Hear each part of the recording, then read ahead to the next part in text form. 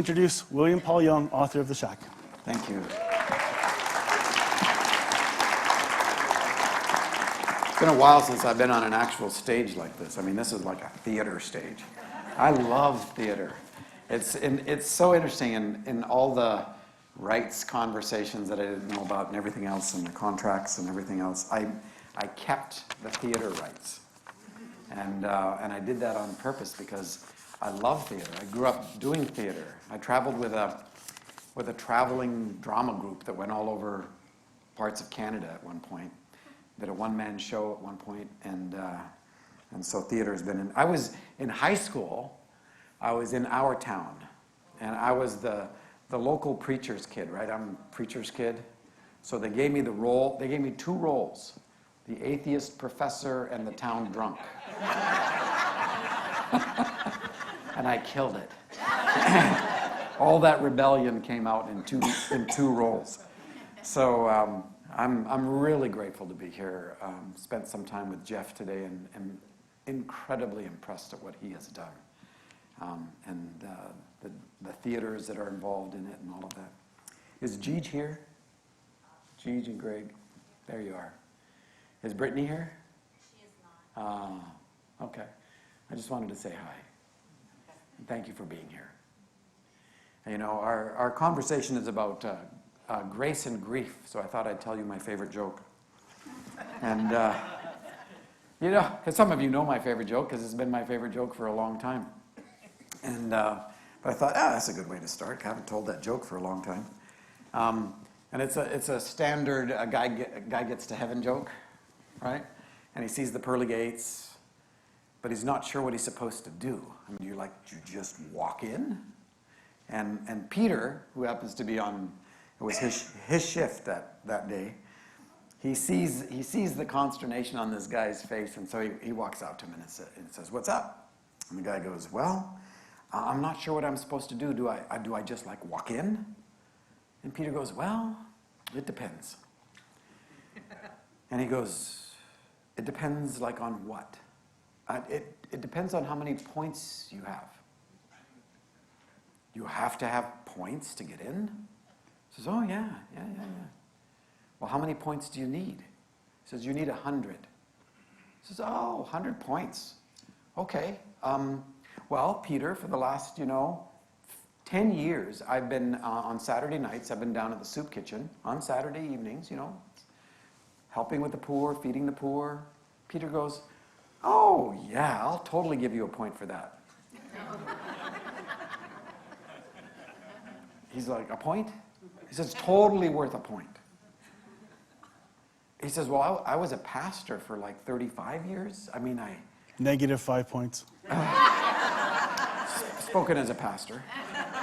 And he says, 35 years, I only took vacations when, Peter goes, I don't know. He goes, "Peter, 35 years. Peter goes, "Okay, I'll give you a point for that." And he's thinking, I got 2 points. That's kind of my whole life, and I got 2 points. And he's trying to figure out what to do next. And just then, he sees a guy from the same town that he just came from, right? Nice guy, has a little coffee shop, C&E Christian, shows up at Christmas and Easter. And he walks right past them and in through the pearly gates. And he goes, "Peter, are you telling me that he's got 100 points?" And Peter goes, "Oh, no, he just doesn't play this game." That's good. Isn't that a good... Because I had the ending all figured out. And it wasn't that? No. No. See, I love that. See, I love it's got a little bit of a knife to it, in the one thing, or two things that all of human beings have in common, amongst many things, I'm sure, but two things that are unquestionable is that we all know love and we all know loss. And if you don't know loss yet, hang around.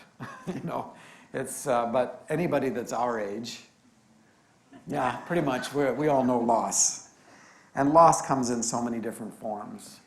And in the West, we don't know how to grieve very well. but we learn to manage it. We learn to stuff it down. We learn to not talk about it. It's a hidden away kind of thing. Back when I was how old was I? I was in my 20s. I read a trilogy by Orson Scott Card, who is a science fiction writer. And it was called, what was the trilogy called? Anyway, the second of the books had to do with this. The books had to do with this order of not religious people. It was an order like a religious order, but without a real religion associated with it. And they were speakers for the dead. It had arisen, and this was in a universe where you had faster than light travel, so you could move between galaxies and other places, and in this widespread civilization of humanity, you could call for a speaker of the dead, and it may take them a couple months to get there or whatever, but a speaker for the dead would come, and their job, their whole life's work, in a given situation. In the second book, the situation was that a woman had been married to a man who was abusive and had caused huge ripple waves in terms of the devastation of relationship. And when he suddenly died, it just like caused her world to, and she didn't know what to do. And so a speaker for the dead would show up. She called for one, and it was the main character in this case. And the speaker for the dead would show up, and then the work of that speaker was then to embed themselves into that community. And in the universe, it was understood that they would have access to all records. They could talk to anyone they wanted to, and they would build an understanding of who this person who died was in the context of all the relationships and all of their own history. And so in the storyline, he's actually there for a few years working on all of this information. And then what the speaker would do is that he would call that he was ready to speak on behalf of the dead.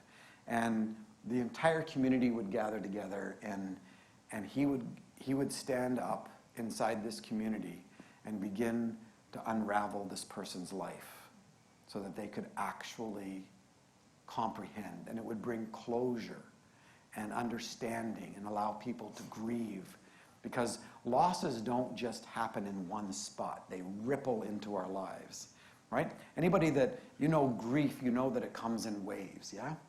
And it's just like, and you can't tell when the waves are coming. They'll just show up. And then in between the troughs, sometimes you feel nothing, like numb, like nothing. And so the speaker for the dead would be someone who would bring about some sense of reconciliation for the life of this person. Fascinating idea. And I just finished reading it when one of Kim's uncles, and I'm married to Kim, and one of Kim's uncles passed away. And the family turned to me and said, "Would you do the speaking at the memorial service?" And I just had been buried inside of this book and this concept. And so I had like 3 days. And I knew that he had been, I knew certain things about him. I knew that he'd caused quite a bit of wreckage in his life. And if there's any time in our lives where lies should never be told, it's at a memorial service or a funeral. Right? And so in the context of all this, I spent 3 days talking to family. I knew that he had 2 daughters that were coming that were completely estranged from him. I knew that there was, this wreckage at the surface level, right? And so I began talking to his family, his sisters, all one-on-one, just tell me this, and for over 3 days. And then at the service, I stood up and I spoke on behalf of the dead. It was unbelievable what happened inside that. Things, I was able to tell his daughters things that they didn't even know about him, right? All this stuff that has been hidden. And you know, our parents' generation, they weren't very forthright, you know? A lot of our fathers, they didn't know how to love very well, but they knew how to do duty very well. And so they tended to show up. And there was always this hidden world and a non-disclosed world. Well, we don't talk about that kind of thing. And over the course of a good period of this hour, I was able to speak on his behalf. And afterwards, some of Kim's own family came up and said, "When I die, would you do my service?" Right? And it was just one of those events in my life that just told me about the sanctity of the thin place, to use the Celtic expression. The thin place. This little thin space between life and death. And it is a thin place. Some of you know this story. My family lives mostly in central BC, in Okanagan. And when we first came back from New Guinea, after Saskatoon in the middle of winter, after being sick for 6 months, Saskatoon was wild. I'm 10 years old, right, coming back into the West. And I've got, shorts. And it's the middle of winter in Saskatoon. That's when we went to our first mall. Never been to a mall, never seen a mall. Coolest place ever, right? Because they have these rooms where the doors just open up. You push a button, the door opens up. You go in, it closes, it opens up again, and you're a totally different person. I mean, we didn't want to go anywhere near that because you could come out really old. You could come out, it was wild. And then an African-American man came through the mall, and there were 4 of us. I'm the oldest, and there were 4 of us, and we saw someone who looked like home, right? Because we grew up in a brown culture. And so we were on him. We got away from our folks, and we jumped him. And we started talking to him in Donnie, our dialect. And he didn't answer us. He looked confused. He's like, and we're asking him, "Why aren't you talking to us?" In Donnie, of course. And he thinks he's been attacked by 4 Pentecostal kids, is what he thinks, These are white kids talking something, right? And but that's how disconnected we were. And then the next place we moved was to my grandparents' house on Rose Avenue, right across from the hospital in Kelowna. And then, so my family eventually settled in the Vernon area, and that's where my mom and dad were for years. And eventually, that means I graduated in Terrace. We'd lived in lots of places. Between 10 and graduating high school, I went to 13 different schools. So my dad was an itinerant pastor for different denominations. You know what at supper, what I figured out today? For every 4 words in the English New Testament, we have 1 denomination. He was really excited when he found that out. Think about that. We can divide people over 4 words. I mean, we can start a whole institutional religious system every 4 words. That's kind of sick. Yeah? I mean, it's like, maybe we should try something else. This is not working very well. So anyway, that's my big insight for the day. And so in Vernon, my parents live downstairs. My sister Debbie and her husband live upstairs. And Debbie's a nurse. My mom was a nurse. My mother-in-law was a nurse. I have a daughter-in-law who's a nurse. And so nurses play real significant roles in my books. And as I've said, they've come to save us from doctors anyway. So nurses are, so my mom was taken care of. My dad showed up for her, really did, over the last 10, 15 years. My mom passed away 2 years ago on New Year's Eve Day. And she was 90 years old. And I told somebody the other night, the last words that she said to me. Right? She has a funny look on her face as she's laying in her bed, and I go, "What, Mom?" She goes, "You're my son. Who'd have thought?" And there you have it. My response was, "You're exactly right. Like, who would have thought?" Yeah. So, anyway, she knows me better now. But there was Debbie says, I gotta tell you this story because there's this South African doctor who lives in town, and he's become part of our little small group, and you got to come meet him. So I went one night to the little small group, and we're all sitting around. We start telling stories because that's a great thing to do. So we're telling stories, and the doctor says, "I have a story for you." He says, I moved from South Africa. I have no religious background at all, and he's a white South African. A lot of South African doctors have moved into Canada, and he says But on my journey from South Africa back to Canada, I had a spiritual encounter that I was convinced was Jesus. And but I've never really gone to church or anything. I know that people pray because they always talk about it. I've seen it in the hospital and stuff. And so I got this little nudge, and I decided, you know what? He said I'm a specialist in geriatric oncology. So a lot of cancer patients who are elderly, right? And so he says I deal with death and dying a lot. And he says. So I decided that when someone was very close to death, that I'd slip into their room and I'd just lay my hands on them and I would pray for them. But he said I really didn't know what to say. And so it would be something really simple like, "God, I pray that you would help this person through this time of transition." Something like that. Very simple with amen. That's it. And so he said there was this one woman, and he said this was about a year ago, and there's this one woman who, she was close. She was very close. She was down to 2 respirations a minute, right? So very close. But his shift was over.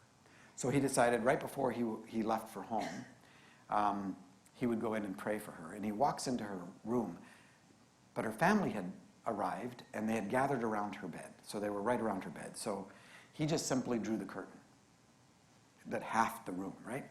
He drew the curtain, and then he walks over to the corner of the room, and he does his little prayer. Like, and he didn't want to interrupt them, and it's kind of a holy time. It's sacred ground time, really. And so he just does his little prayer, God, very whispered, very quiet. And they had no idea he'd even been there. And then he slips back out of the room, goes down to the nurse's station, and says, "Can I have her paperwork?" And he signs all the paperwork so that they can just put in time of death, TOD. And he says, "Just put in the time of death, and I'm going home." So he goes home. Next morning, he shows up, and he's doing his rounds. And he pops his head into that room just to see if there's who's there, because, expecting that somebody new would be there. Same woman. And she looks up at him and goes, and he walks over to her and goes, "What?" She goes, "That was the worst prayer I've ever heard in my life." She says, "So I asked God if I could stay an extra day and teach you how to pray." And he says, as he tears up, "She spent a day teaching me how to pray." And the next day she passed. Wow. Right? So there is this, death seems so final to us, yeah? And it is final in the sense of there becomes an absence, and we go into a process in which we begin to build a new normal, with this space that is missing. Because you can't go back You know, you can't recapture. And there's lots of facets about the process of lamenting and the process of grieving. And unfortunately, in the West, a lot of times you have about 6 weeks. That's kind of what people sort of expect. You know, kind of, okay, it's been like 6 weeks. It's time to get over it, you know, that kind of thing. The psychology now has begun to say that you can sort of expect about 3 years. 3 years where you're still in the waves, you know, and in fact, sometimes the 3rd year is sort of the worst because all of your systems to cope and things like that come into play for the first while. And then something begins to, your systems begin to lose their ability to withhold the things that you have not talked about or faced or those, you know, there's all these elements to it. And so part of what I just wanted to say to you tonight, because I know that in a room like this, there are people grieving in this room. In a room like this, almost everyone has been touched by cancer. In terms of relationship, in terms of someone you know, someone you care about, some kind of accident. Some of you who have had the loss of your own child, which to me, and psychology now agrees that the greatest loss a human being can experience is the loss between a parent and a child. And it's so interesting to me that that is the one loss that God knows most intimately. And it is a huge disruption and a cataclysmic emptiness. You know, to have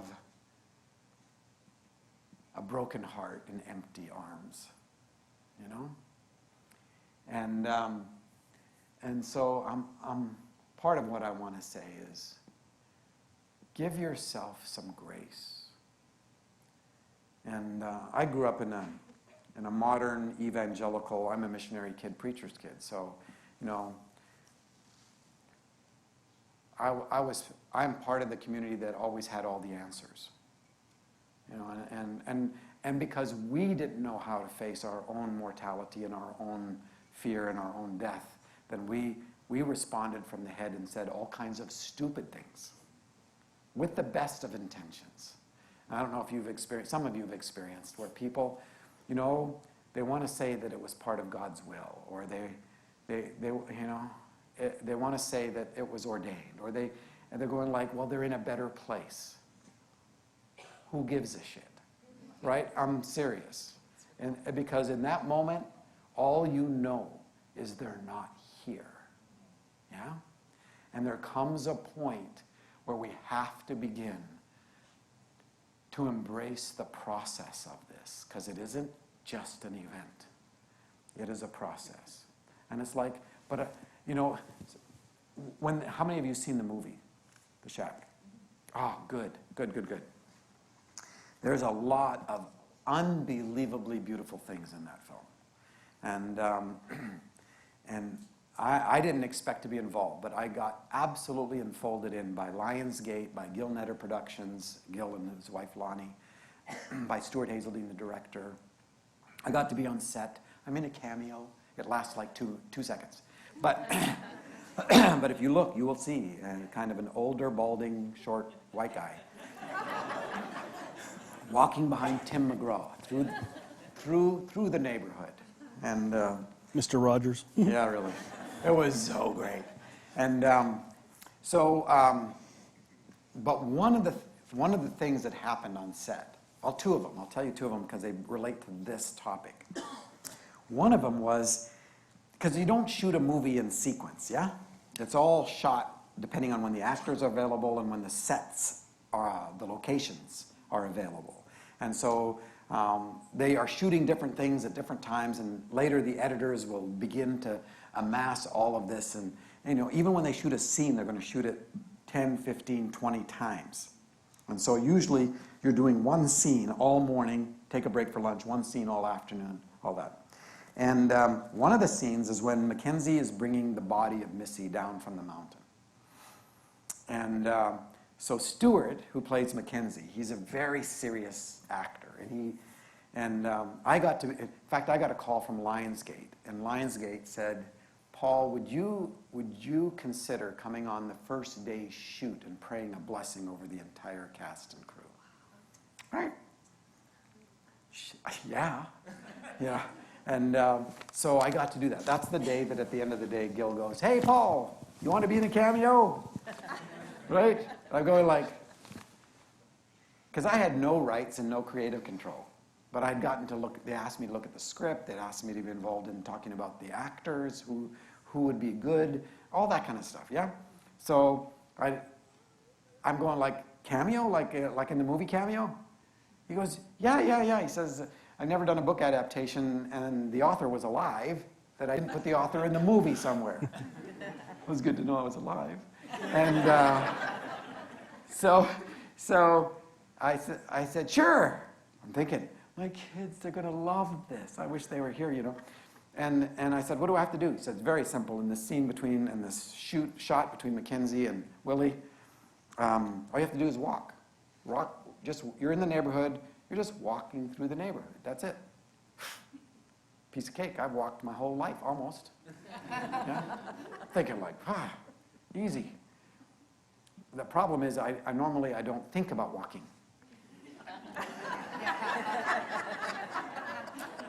And now I'm thinking about walking.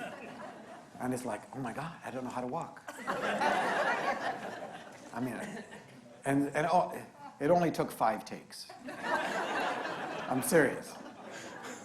But when you see that 2 seconds, it's like the best walking. You know, if they had an Oscar for walking, I would be in the running. It was such good walking. So Sam, he's a serious actor, and he says about this scene where he's bringing the body of Missy down. And here's one of the things that is absolutely astounding to me about the nature and character of God is that God works purpose inside all the choices that human beings are making without coercion. Because if God coerces someone's will one time, then the whole cosmos changes. And we would like that, frankly. In fact, one of the reasons that God is so disappointing is that he just doesn't take charge the way we want him to. Right? And it's we don't want to admit that we're kind of pissed off at God, but it's like, where were you? You know? Of course, that's not what we say. We say,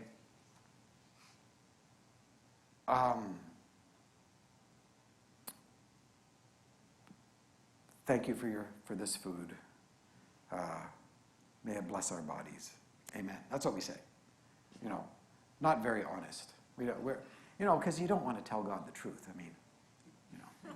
So, like it might offend him. Well, the God that I grew up with, he would have been offended and sent me to hell. That's what happened to me. You know. But Sam but the weaving of the purposes of God are inside 7 billion people's choices that are being made on a daily basis, plus the entire history of humanity and what we've brought to the table. I mean, think about that, you know? And so we don't have a God who is in control in the sense of some kind of grim determinism here, or you don't have any love. Love says your no actually matters. And so I'm going to submit to your no, but I'm going to work inside it to move you in the direction of wholeness. Yeah? Stunning. Sam, this kind of rebellious Aussie boy who'd become an actor, whose church background was a little exposure to hellfire and damnation, in which he said, forget that. Yeah? And so he arrives on the first day's shoot, the day one. I met him, and he wanted to ask me all these questions about Mackenzie and stuff, right? But he walked on set with a 10-week, he didn't have his baby boy with him, but his first child was 10 weeks old. And he's now playing the role of a father who loses a child. Right? And so Sam, as they're getting ready to shoot the scene where he's bringing Missy's body down, he says to Gil Netter, he says, because he's been thinking this through, right? He says, so Gil, he said, you know this scene, I think by this point in the movie, Mackenzie is, he has a resolution. That is, he's had closure. He's seen Missy through the waterfall, so he has an assurance of the fact that Missy is okay. He's dealt with the issue of forgiveness in regard to his dad. He's even begun to grasp the issue of forgiveness for the perpetrator, which is a wrenching process, right? He hasn't got to forgiveness for himself quite yet, but I mean, it's all wrapped in there. So Sam says, so I'm going to play this, you know, basically unemotionally. It's closure. And Gil's telling me about this, and Gil says, so I just smile and I go, yeah, you do that. Yeah, go ahead. So they get the shot ready, and in comes Sam, and he falls completely apart. I mean, he goes down on his knees. He can't control his emotions. He is just bawling. And he goes, let's do that again. 10 times, and he couldn't control his emotional response. He would start, and he would just completely fall apart.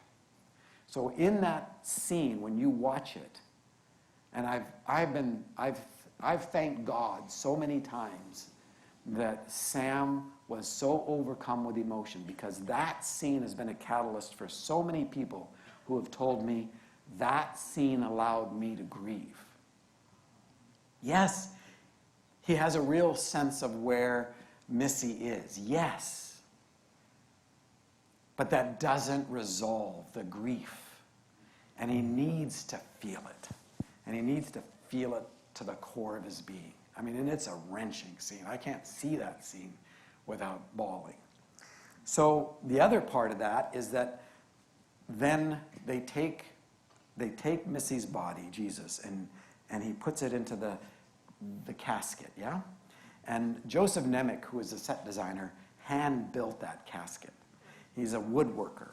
And he had asked God, way back when he first read The Shack, he had said, if this is ever made into a movie, would you please let me be the set designer? And they actually gave the job to a guy in New York. And a couple weeks before they started the shoot in Vancouver, in British Columbia, the guy bailed on it for a project that he thought was probably going to be better, right? And they were kind of at a loss. Who's going to be the set designer and all this? And somebody went, wait, Joseph Nemec lives in Vancouver, BC. And so they contacted him, and he said, well, let me think about it. No, he didn't. So he became the set designer, and so he puts all of this love. So the first day on the set that I was there, Joseph and I became friends, and he started secretly sending me all kinds of behind-the-scenes stuff, you know? And it was so beautiful. But he handcrafted this, and if you remember, there's along the side of it and across the top of it, there's a whole series of butterflies, right, that are going across this. And it's also in the side of it, there's a ladybug carved in it. But you have this transformational insect, right? Now, you know what I learned about butterflies? I didn't know this until just a few months ago. And that is, I've always thought, in my mind, that little caterpillar that's going around eating everything and then builds this little cocoon and stuff, that caterpillar, inside the cocoon, begins to transform and turns into a butterfly. Right? That's how I've thought about it. Do you know what actually happens? That caterpillar disintegrates. It has a cellular deconstruction. It becomes a soup inside the cocoon. And then out of that soup, the cells begin to differentiate and create this butterfly. Isn't that amazing? Right? So it's like all the constituent parts are there at a cellular level, but it's got to transform from this thing where it keeps its ontology. That is, it keeps its being, the truth of its being, but it becomes something that is an expression of that being that is absolutely distinct from what it was. There's a sermon in there somewhere. I just know it, right? So one of the set locations is where they built the garden, which was up in the mountains outside of Vancouver, and they'd found a place, and they actually hand planted that entire garden. You know, when it zooms out, they planted that. I mean, Wow. they did this whole thing, and then they restored it back. You would never be able to tell where that thing was, but they built this, and so the scene that they shot was where they are burying the body, the casket, into the place. And if you remember in the garden scene, is that Sarayu invites Mackenzie to go dig up a section of the garden, and it's a beautiful flower patch. And he doesn't understand that he's working inside of his own soul. But his memories of his daughter have established a beautiful spot, and it's that spot that has to be dug up, right? Because that's where they're going to bury the body so that a new tree of life can emerge that is also planted with his tears. I mean, the picture of this is so fantastic. Thank you, Holy Spirit. We will have more, please. So all of this is happening, and Sarayu has taken the vial of tears and poured it on the ground, and up from this now barren patch that was all of his stored memories within his own memory bank of his daughter. And it had to be just removed so that he could move on. And so she pours out, up comes this tree of life. And they're standing there, Father, Son, Mackenzie, Holy Spirit, the four of them. Now you have to understand, that's on this side of the camera. On this side of the camera, there's like 30 people. There's all the plant people, the lighting people, the sound people, the technicians, the grips, there's lots of people here up in the mountain at this shoot. So they set up the shot. They're going to shoot this. They say, roll. When you watch the movie, you will just assume that it's special effects. But as they're standing there, suddenly out of the woods comes this large butterfly, and it flies into the shot and lands on Mackenzie's nose. It's not CGI. It happened in the shot. Of all the people that were there, it's not like Mackenzie had some special stuff that would attract in butterflies, But and you don't train a butterfly, Of all the people for that butterfly to come into the shot and land on, and when you see the look of surprise on Sam's face, it's because he is absolutely stunned. And Sumi, who plays the Holy Spirit, and Aviv, who plays Jesus, and Octavia, who plays Papa, they all stayed in character, and that's the shot that you see in the film, is the one where that butterfly comes in. They did add a little shot of a butterfly to give some context, right? So you'll see that's fake, but you'll see this little shot of a butterfly that who knows where they got that from. But then the scene itself, that butterfly, is absolutely real. One of those kisses of grace, Oh, what a coincidence. Right. Yeah. Oh yeah, that happens all the time. Yeah. So, you will find in the context of grief that there will be times and moments where unexpected grace shows up. That's one thing. The other thing that's really important is that people on the outside will not comprehend the grace that is given to those who are grieving, not from the outside, right? And part of what we get to do, even in the midst of our grief, is to extend grace to those who don't know how to respond to it. They don't know how to step inside our place. The best thing you can ever do is to just be present inside of someone's loss. Use words when necessary, but most of the time it's just presence, because death is a symbol of an event of separation. It's not real separation, but it sure feels like it. And we're so connected to the physical reality in the material world that we think death is the definer of everything, where it's not. But we grieve not just the events and surrounding circumstances around death, but around loss in general, right? Marriage, a loss of a friendship, a loss of mental illness, you know. And people have asked me, you know, you wrote this book for your kids? And how old were they? Well, our youngest was 12 at the time.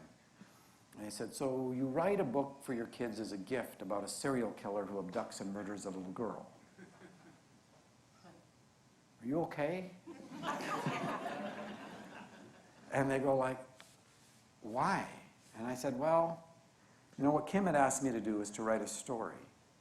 Or she didn't even say that. She just said, write something. Because later she said, I was thinking 4 to 6 pages.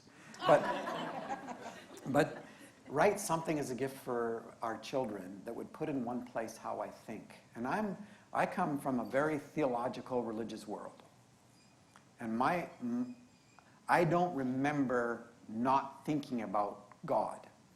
I just don't have that memory, right? Yeah, I've thought all kinds of things about God, but it's always been a very central thread in my life. And I've pursued it because I had a real inclination toward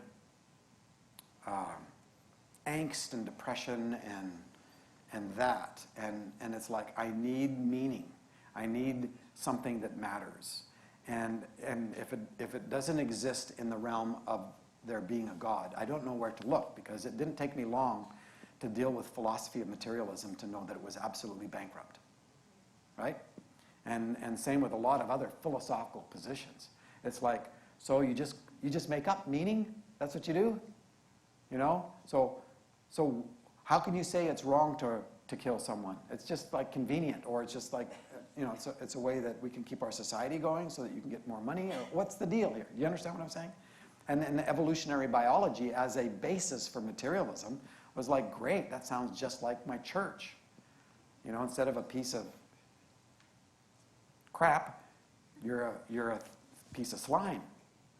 You know, trying to emerge your way out of the, you know, the abyss of unicellular, you know, organisms. You know, but you make meaning whatever you want it to be, and it's like, that's bankrupt. There is nothing there.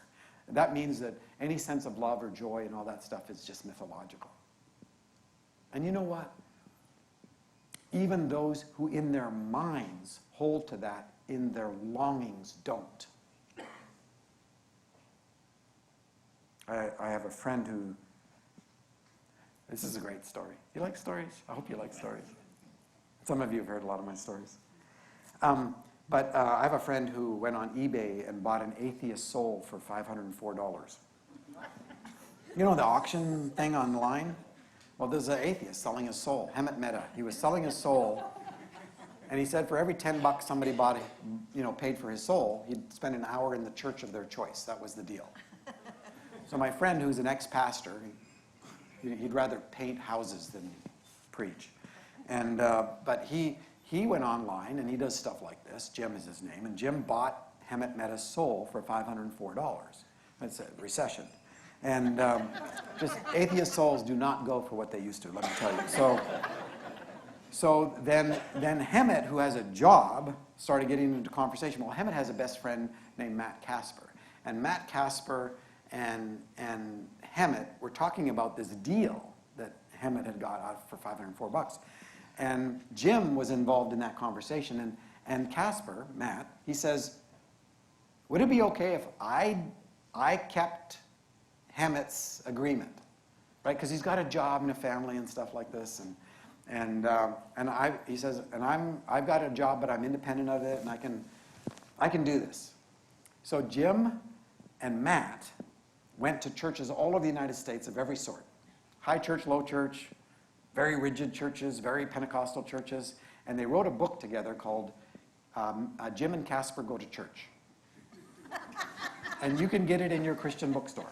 Right? And so they wrote a book, and it was about an atheist perspective of what he was seeing and a ex-pastor's perspective of what was going on in all these different churches. So Jim wanted me to meet Matt, because we're friends, and I wrote The Shack and all this stuff. And Matt had read The Shack, and he loved it, right? So, yeah, my viewpoint about atheism, it's halfway to Jesus from religion. It's just so you know. So I have people that go like, my son, he's become an atheist. I'm going like, thank God, you know? Because I know where you come from, you know? From my people. And so and any movement spiritually toward truth has got to go through atheism. You have to deny the God you thought existed. Right? Even if it's for a very short period of time, you've got to say, I don't believe that God. The one who tortures babies and, you know, sorry.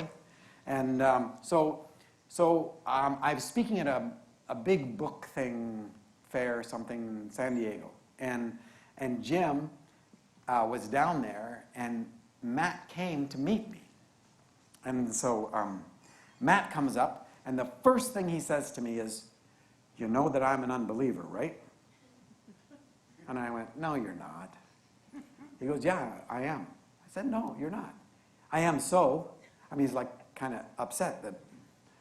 And I'm going like, I said, look, belief is actually an activity, not a category. I said, and I'm part of the group of people that made those categories up, right? So, I mean, we're still looking for the believe-o-meter. You know that little, gadget? I don't know if you put it on your head or your heart, but it has a little arm, and it tells you whether you believed enough to be in, you know? So, but nobody even tells you if it's like 62% or 84% or, and I'm telling him all this. And he's looking at me like, he goes, what are you talking about? I go, oh yeah, forget that. I said, I do have a question. I said, here's what I want to know. What do you actually believe in? Tell me something you believe in. He goes, you want to know what I believe in? He said, nobody ever asks me what I believe in. They always ask me what I don't believe in. I said, well, no, I'm actually interested in what you actually believe in. Okay. You know what? I think this would resolve so many conflicts if you actually wanted to know what somebody actually believes in rather than what the points of disagreement are. Because you can start there and actually build something. Otherwise, you're trying to, you end up fighting over somebody's sense of what an ideology is or an idea is, right? So I said, no, I want to know. So he thinks about it, and then he says this. And I've had this happen 2 distinct times with people who are either agnostic, strongly agnostic, or atheistic, where I've asked them about what they believe in. And he says, I'll tell you what I believe in. I believe in the love that I have for my sons. I said, really? Tell me about that. What kind of love is that?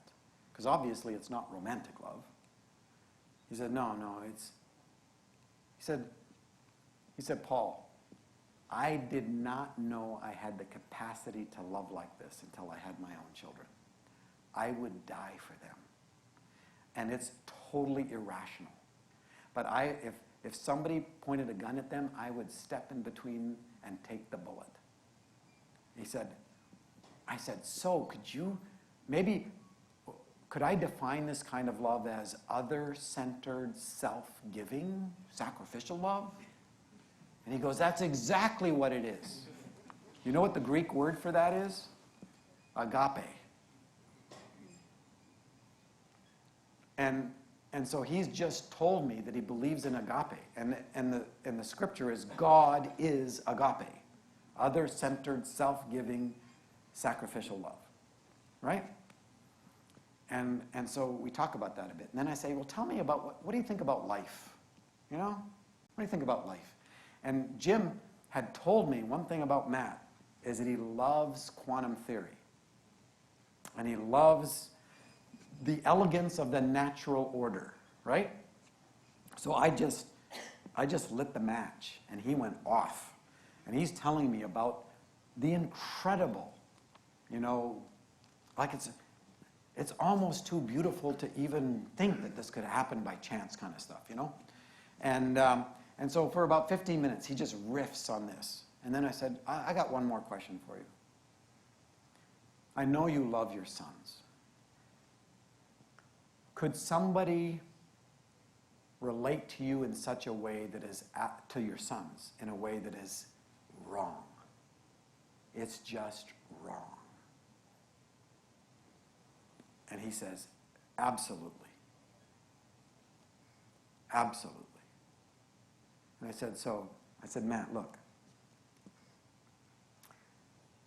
You told me you're a non-believer, but so far you've told me you believe in love. Not just any kind of love, but other-centered, self-giving, sacrificial love.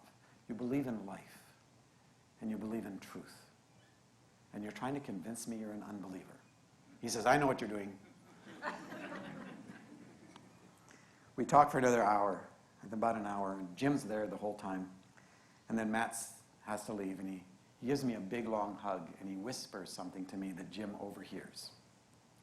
And Matt walks away, and Jim turns to me and he says, Paul, that was the greatest compliment I've ever heard Matt Casper give another human being. You know what he said to me? He's hugging me and he says, I want you to know that I'm just thrilled that you exist. He's saying, I think I believe in you. Right? And I'm going like, come on. Yeah? So a couple of years later, I get an email from Matt, and he says, so Jim and I are writing a new book. It's called Saving Casper. And he says, just so you know, I'm still an unbeliever. Well, kind of, whatever, whatever. But Jim and I would like you to write the foreword. Would you write the foreword for me? I'm going like, yeah. I never get asked by an atheist to write a foreword. And so I write this really great foreword. I mean, it was so beautiful. And I send it to Jim and Matt, and they loved it. And they sent it to their Christian publisher, who didn't like it at all. And in fact, they rewrote it. And when they rewrote it and sent it back, I couldn't tell who wrote it. And so it made me laugh. I'm sitting there going like, this is really funny. I mean, they took out the whole first paragraph, and I can kind of understand that. But I'll tell you in a minute what I wrote in the first paragraph. But so, I mean, all of this stuff, and so I sent an email to Matt and to Jim, and I go like, maybe I'm not the best person to do this for you. You might be better off anyway if I'm not the one who wrote the foreword. And I said, look, and I'm not offended whatsoever. Jim knows me, and he knows me really well, and he knew that. He knew that I was just laughing about this. Matt thinks that I've been offended, right? And he's very sensitive about this on my behalf. And he sends me one of the most beautiful little notes of conciliation that you can imagine. And in it he says, Paul, we love your foreword. Is there any way that we can find some space to compromise with the publisher? Because you got to keep in mind that we're dealing with Christians. It's baby steps. It's baby steps. Oh my gosh. So I rewrote it in such a way that it passed, at least barely passed muster, and it still was beautiful. But the first line of the first paragraph, which is probably what got me into trouble, I said, if Calvin and Luther were right, nothing like in bringing in the big guns of somebody that I disagree like 80% of what they said. But because the Reformation began with this, if Calvin and Luther were right that forgiveness precedes confession and repentance, that was the statement of the Reformation. Forgiveness is before. In fact, if you haven't been forgiven, you have no capacity to either confess or change. Right?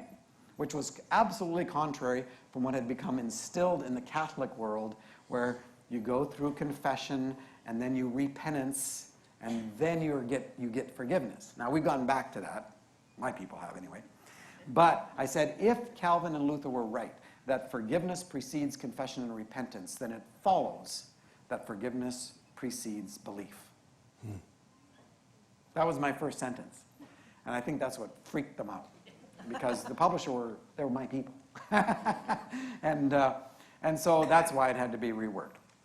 But again, you know, people said, so you wrote this book about this topic.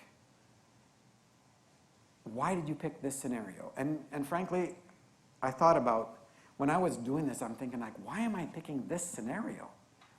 Well, it's because it's the greatest loss. And it asks the best questions.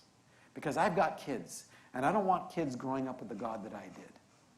The God that you couldn't ask any questions to or about, right? I want them to be able to ask the really hard questions and work their way through that. So I picked the worst situation and then built from that. And I'm so glad that I did. Because it is such a deep loss, it picked up all kinds of other losses. If I'd have just gone to cancer, which was one thought, it wouldn't have picked this up. This is way below that, right? And so it picked it up. And it's important. And people would say, you know, is this a true story? I'm going like, yeah, it's true. It's just not real. Yeah, but it's like a parable. Parables are all true. They're just not real. And I said, and they'll go like, you're Mackenzie, right? I say, yeah. But I'm Missy too. And they go, what?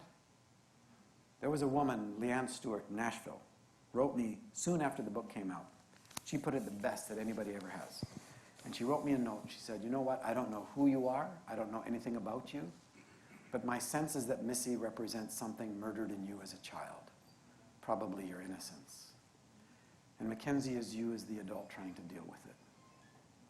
I showed it to Kim, and she goes, boy, she nailed it. You know?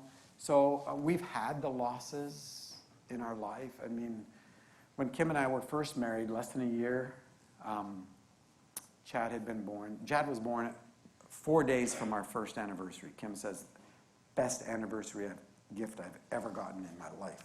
No. But Chad was probably 6 months old, and we entered a 6-month period of really intense loss. First, my 18-year-old brother Stephen was killed. 3 months later, Kim's mom at 59, Shirley, went into the hospital for routine gallbladder surgery, had a massive coronary on the table, and died over 3 days. And 3 months after Shirley died, my 5-year-old niece, Jennifer, was killed in Vernon the day after her 5th birthday. 3 shock losses. So Jennifer, the 5-year-old, is part of that persona. But 5 years old is my earliest memories of sexual abuse. And that's the loss of the innocence. And that got shut down, and it took me a lot of years before I was willing to grieve that loss. Yeah? And that grief doesn't just leave. It sits there.